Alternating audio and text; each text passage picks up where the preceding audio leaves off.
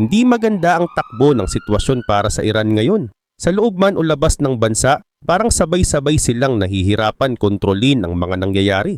Unahin natin ang isa sa pinakamalaking problema nila, ang mga Houthis. Dati malinaw na sumusunod ang grupong ito sa impluwensya ng Iran. Pero ngayon, ibang usapan na. Ilang araw lang ang nakalipas, nagbanta ang IRGC na kapag hindi tinigil ng US ang blockade, gagalaw ang Houthis at aatake sa mga barko sa Red Sea.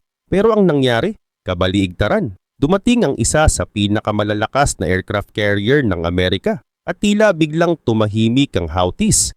Ang barkong ito ay ang USS Gerald R. Ford, isang higanting warship na itinuturing na pinaka-advanced sa buong mundo. Isipin mo na lang sobrang haba nito at kayang magdala ng halos 75 na aircraft mula sa mga fighter jets hanggang surveillance planes. At hindi lang basta barko ito. Galing ito sa halos 10 months na deployment. Pinakamahabang operasyon ng US Navy matapos ang Vietnam era. Nagsimula ito noong June 2025. Umikot sa Mediterranean, napunta sa Caribbean at ngayon nasa Middle East na. Dumaan pa ito sa Suez Canal papuntang Red Sea, isang lugar na ngayon ay sentro ng tensyon.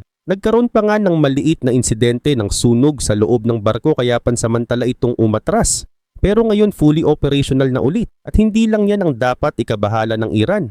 May isa pang aircraft carrier, ang USS George H.W. Bush, na papalapit na rin sa rehiyon. Sa loob ng ilang araw, posibleng 3 US aircraft carriers na ang sabay-sabay na nakadeploy sa Middle East. Ibig sabihin, kapag natapos ang ceasefire, haharap ang Iran sa mas malakas at mas handang puwersa kumpara sa nakaraang linggo. Kasabay nito, tuloy-tuloy din ang military build-up ng US. Sa loob ng 2 linggo, sunod-sunod ang dating ng mga armas, kagamitan at logistics support sa rehiyon. At malinaw ang mensahe, kapag walang kasunduan, babalik ang giyera. At mas mabigat ang magiging laban. Sa totoo lang kahit dati pa, hirap nang makipagsabayan ang Iran sa lakas ng US military.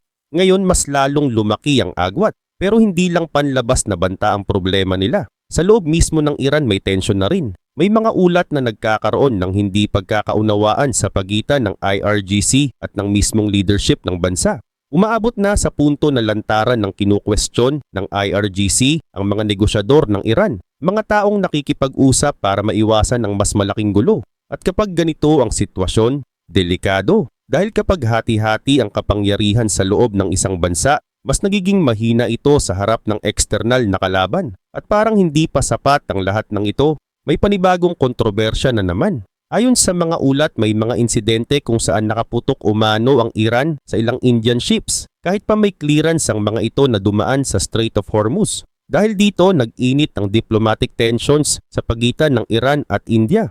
Ngayon, hindi lang US ang kailangan nilang harapin, pati na rin ang galit ng ibang bansa. At sa gitna ng lahat ng ito, may isa pang malinaw na senyalis ng escalation. Naglabas ng pahayag ang US military na naghahanda silang sumakay at magsuri ng mga barkong may koneksyon sa Iran sa mga susunod na araw. Ibig sabihin, palapit ng palapit ang direktang komprontasyon.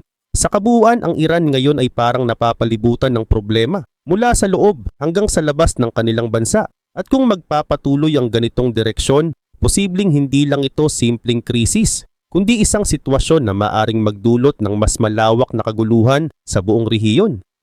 Habang nangyayari ang lahat ng ito, tuloy-tuloy pa rin ang blockade ng US sa Gulf of Oman at lampas na ito sa 5 araw. At base sa pinakahuling update, hindi biro ang epekto nito. Mahigit 25 na barko na ang pinabalik ng US matapos subukang makalusot sa blockade. Isipin mo yun, kahit isa, walang nakatakas palabas ng Iranian waters simula nang magsimula ang operasyon. Ang ibig sabihin nito, unti-unting nasasakal ang ekonomiya ng Iran at nangyayari ito sa harap ng buong mundo. At ito na lalong gumulo ang sitwasyon. Kahit nagsalita kahapon ang foreign minister ng Iran na tila handa silang buksan ang Strait of Hormuz.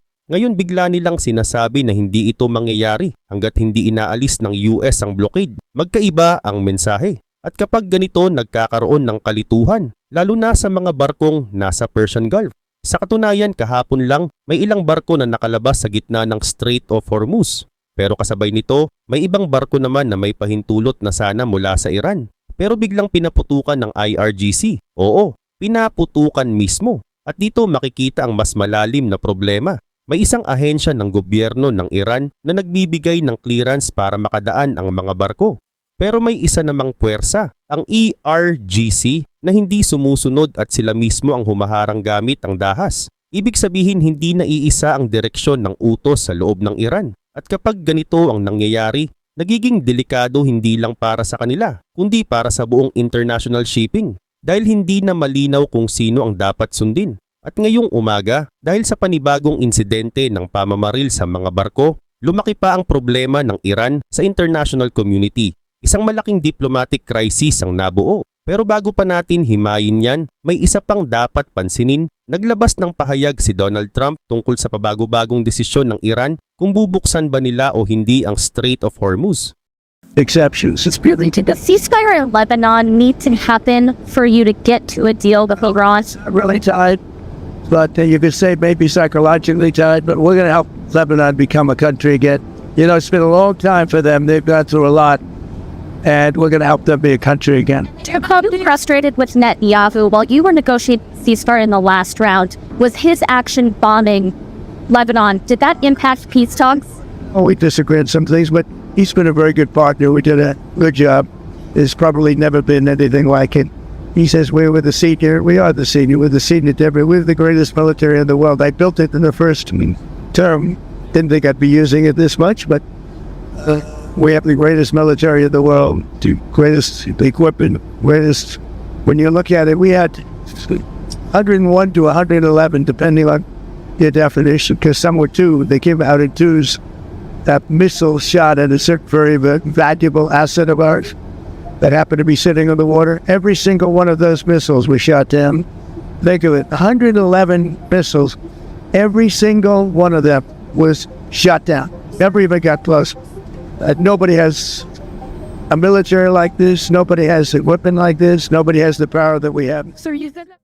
Ngayon mamaya pag-uusapan natin yung sinasabing internal conflict sa loob ng Iran. Yung parang civil war na umuusbong sa loob mismo ng kanilang sistema. Pero bago yan may isang pangyayari sa Strait of Hormuz na kailangan mong maintindihan.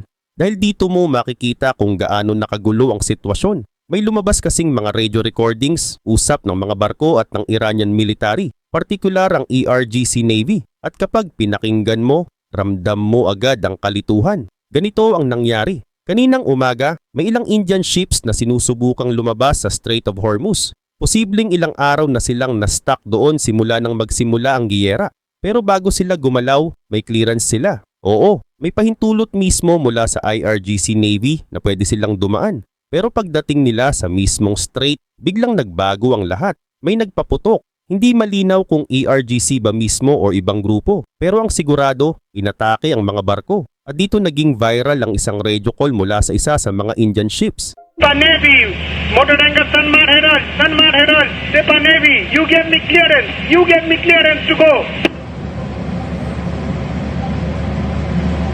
Sepa Navy, this is Motoranga Sanmar Herald, you get me clearance to go. My name second on your list, you get me clearance to go. You are fighting now, let me turn back.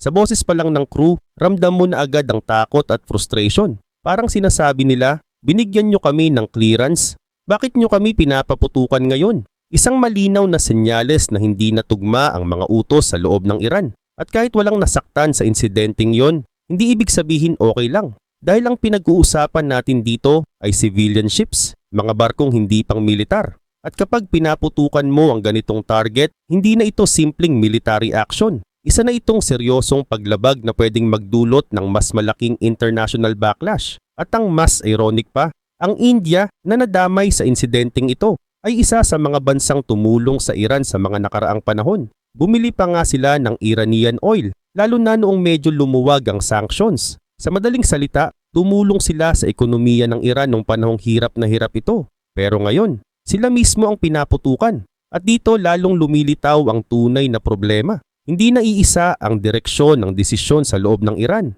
May isang grupo na nagsasabing, pwede kayong dumaan basta magbayad. Pero may isa namang grupo na tila walang pakialam at handang gumamit ng dahas kahit may pahintulot na.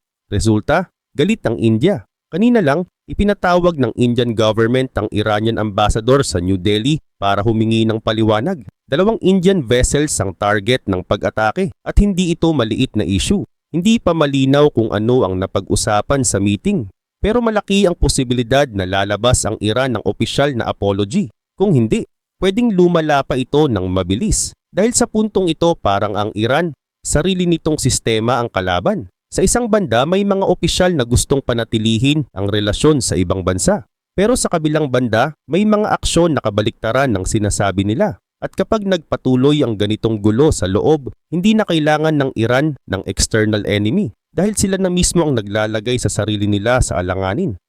Ngayon lumipat naman tayo sa isa pang mas delikadong usapin, ang lumalalang hidwaan sa loob mismo ng Iran.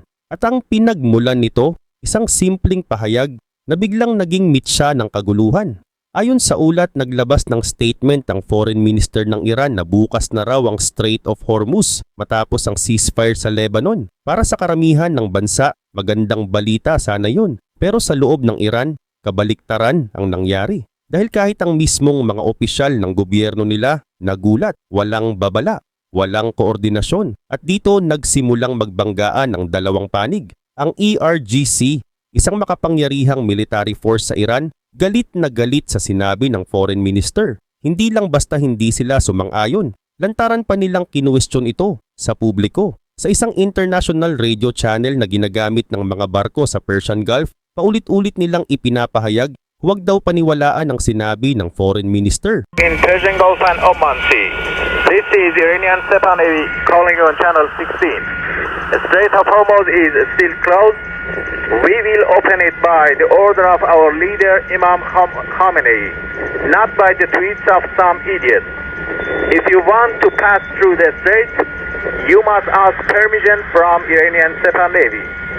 All vessels that have a connection with our enemies will be targeted if they try to pass the Strait of Hormuz out. Sa madaling salita, hindi nila kinikilala ang utos at mas lumala pa. Sa state TV mismo ng Iran, may mga personalidad na lantaran ding umaatake sa diplomatic team ng bansa. May nagsasabing kulang daw sa tapang ang mga negosyador. May iba namang nagsasabing hindi nila kinakatawan ang tunay na paninindigan ng Iran. At ang pinakagrabe, may akusasyon na may sarili silang agenda na hindi tugma sa gusto ng pinakamataas na leader ng bansa. Pero dito nagiging mas misteryoso ang lahat dahil hanggang ngayon walang malinaw na pahayag mula sa supreme leader ng Iran. Walang video, walang audio, walang confirmation kaya ang nangyayari, bawat grupo inaangkin na sila ang tama. Bawat panig sinasabi, ang sinasabi namin yan ang tunay na gusto ng leader. At kapag ganito ang sitwasyon, nagiging recipe ito para sa total chaos. Habang nag-aaway ang mga nasa taas, tuloy-tuloy naman ang paghihigpit sa loob ng bansa. Araw-araw may inaaresto, araw-araw may pinaparusahan. Kamakailan lang, mahigit 127 na katao ang dinakip sa 3 probinsya dahil umano sa security threats. At tandaan, mahigit 50 days ng putol ang internet sa Iran. Ibig sabihin halos 92 milyon na tao ang hindi makakonek sa mundo. Walang balita, walang komunikasyon. At kapag pinatay mo ang komunikasyon ng isang buong bansa, isang bagay lang ang ibig sabihin nito, takot ang gobyerno sa sarili nitong mamamayan. Makikita mo rin ito sa kalye. May mga checkpoint, may mga armadong sundalo, may mga sasakyang may machine gun na umiikot. Hindi ito simpleng security measure. Ito ay malinaw na mensahe. Huwag kayong gagalaw. Dahil kapag lumaban ang mga tao, alam nilang handa ang gobyerno gumamit ng dahas at hindi ito haka-haka lang. Nakita na ito dati kung saan libu-libong sariling mamamayan ang pinatay para mapanatili ang kapangyarihan. Kaya ngayon, nananatiling tahimik ang karamihan. Hindi dahil wala silang nararamdaman, kundi dahil takot sila. At habang lumalala ang sitwasyon sa loob, palapit naman ng palapit ang deadline ng ceasefire. Malapit na itong matapos sa darating na Tuesday. At ang tanong ngayon, ano ang susunod? Kung walang kasunduan, may 2 posibilidad lang. Maaring palawigi ng tigil putukan o tuluyang babalik ang giyera. At ayon sa Donald Trump, posible raw na hindi na ito i-extend. Kapag nangyari iyon, maaring muling magsimula ang airstrikes. At sa pagkakataong ito, mas matindi, mas mabilis, mas mapanganib. Excuse me, but in any event, we'll get it. Go ahead. If you don't have a deal by Wednesday when the ceasefire ends, will you extend the ceasefire or will you start attacks again? Maybe I won't extend it. Okay. But but the blockade is going to remain. But maybe I won't extend it. So you have a blockade, and unfortunately, we'll have to start dropping bombs again. Thank you very much, everybody. Thank you. I think it's going to happen. What about the UFOs?